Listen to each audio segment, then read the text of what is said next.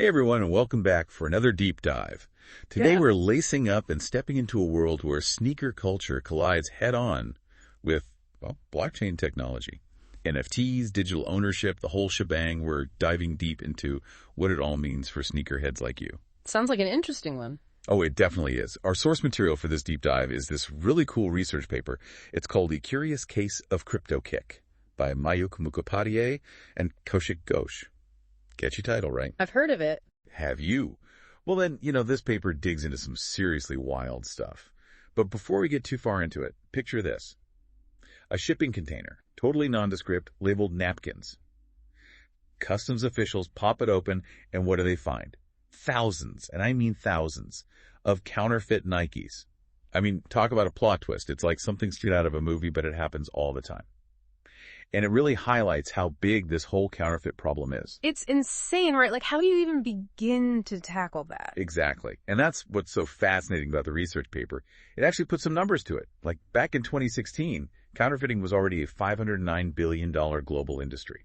Wow, 509 billion. That's just mind-blowing. Right. And that was 2016. Imagine what those numbers look like now, a few years later. It makes you wonder what you've actually bought sometimes, I mean, how can you even be sure anymore? That's the thing. It's not just about brands like Nike losing money, though that's obviously a big part of it.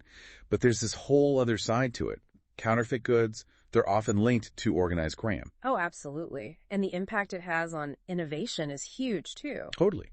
I mean, if companies can't protect their designs and ideas, why would they even bother trying to come up with new stuff? It's a huge disincentive. Absolutely. So we're talking about a problem that's way bigger than just someone snagging a good deal on a fake pair of Jordans, right? 100%. It touches on all these different areas. Economics, ethics, even international trade. It's a rabbit hole for sure. Yeah. So where do all these fakes come from? Is it just a few random factories churning them out, or is there like a whole system in place? The paper actually digs into that too, right? Yeah, it does. And it's fascinating. See, certain places around the world, they become real hotbeds for this kind of activity. Think weak regulations, free trade zones, tons of factories just waiting for an order. So it's almost like a perfect storm for counterfeiters. Exactly. They've got the manufacturing, the networks, even the logistics down to a science. Yeah. It makes it super easy to move those fake goods around the globe without raising too many eyebrows. It's crazy how organized it all is. So we're talking about a global network of counterfeiters. So it's like they're always one step ahead. It's a game of cat and mouse, for sure.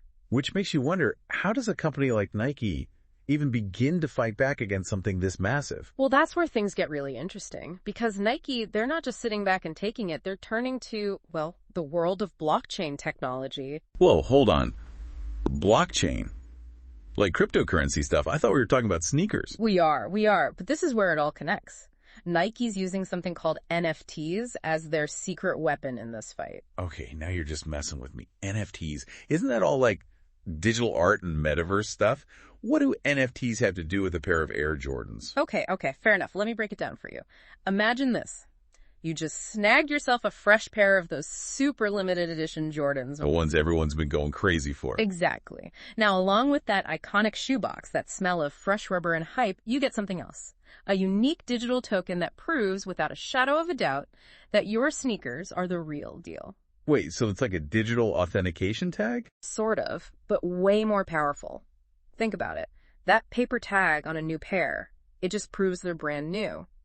But this digital token, it proves authenticity. It's like a digital fingerprint for your sneakers. And that proof, it lives online forever in a way that nobody can mess with. No more worrying about whether you accidentally bought a really good fake from some reseller online. Exactly. And that's what Nike's calling Cryptokick technology.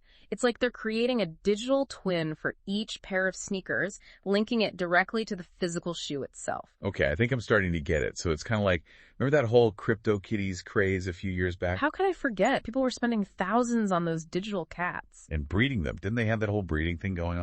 They did. And that's actually another part of this that's super interesting. Nike's patent actually mentions this breeding concept for their digital sneakers. Hold on, breeding sneakers. What does that even mean? Like, do they hatch? Not quite. Think of it this way. You could potentially mix and match different elements from your digital sneakers. The colors, the materials, the logos. Like you're basically designing your dream shoes in the metaverse. Exactly.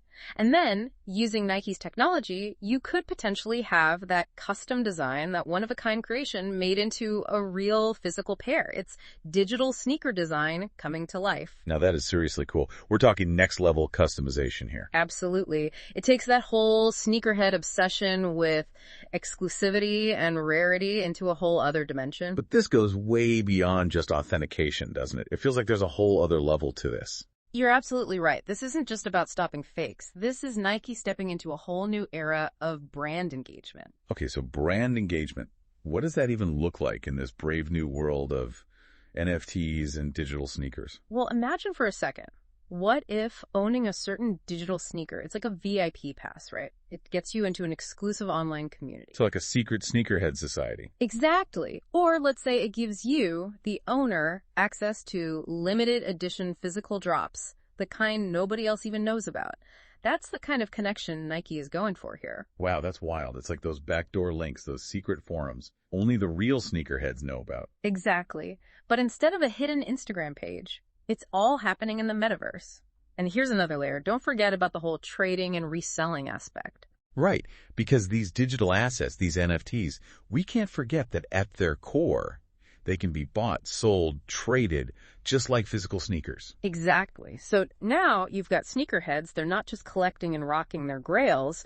They're potentially building a portfolio of digital assets. It's like a whole stock market, but for sneakers. Oh, okay. But this all sounds, I don't know, a little too good to be true. Are there downsides? Oh, there are always downsides. Like, what if I can't afford to get in on these exclusive digital clubs? What if the price of these digital sneakers is outrageous? Does this just create a whole new level of exclusivity? That's a really important point, and it's something we need to be thinking about as this technology develops. We need to make sure that it's not just the wealthy collectors who get to play in this space. Accessibility is going to be huge. Huh? Totally. And what about, like, the long game? What happens to my super rare digital Jordans if, say, the platform for all this just shuts down, or the tech gets outdated? Does the value just vanish? That's the million-dollar question. We're still in the very early days of NFTs and this whole idea of digital ownership.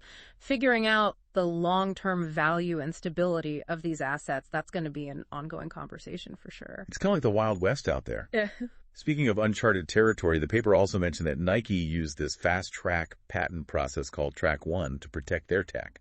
Is that unusual? Definitely. Usually the patent process, it's a marathon. We're talking years to crawl through the system. But in the tech world, things move at warp speed. I mean, look at how fast trends come and go online. A year's like a lifetime. Exactly. For a company like Nike, waiting years for a patent, that could mean the difference between being a leader and being left behind.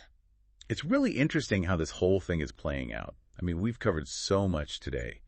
Counterfeit sneakers, secret shipping routes, digital twins, virtual sneaker breeding. It's like we stepped into the future. We kind of did, and we're just getting started, really. It makes you think, what does it even mean to own something in this digital age? And how is all of this merging of the physical and digital, how is that going to change how we think about brands, about ownership, about everything? Big questions, and I don't think we have the answers yet. Well, on that note, we'll leave you all to ponder that. This has been quite the deep dive. Thanks for joining us. We'll catch you next time when who knows what we'll be diving into.